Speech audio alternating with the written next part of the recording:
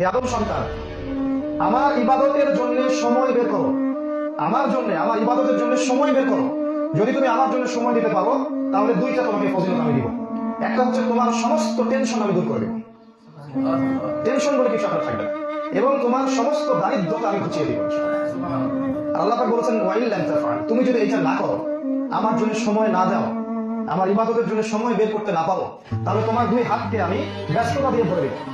যখনই বলবেন ব্যস্ত আছে, আল্লাহ পাক ব্যস্ততা দিয়ে হাত ভরিয়ে দিয়েছেন, আল্লাহ গজব। আরেকটা হচ্ছে তোমার অভাব আমি কোশ্চিন কালেও দূর করবো না, তোমার অভাব আমি দূর করবো না। কপালের মাঝখানে আল্লাহ পাক অভাব রেখে দিবেন। টাকা থাকতে পারে 1 কোটি 2 কোটি 3 কোটি 10 কোটি, অভাব দূর হবে না।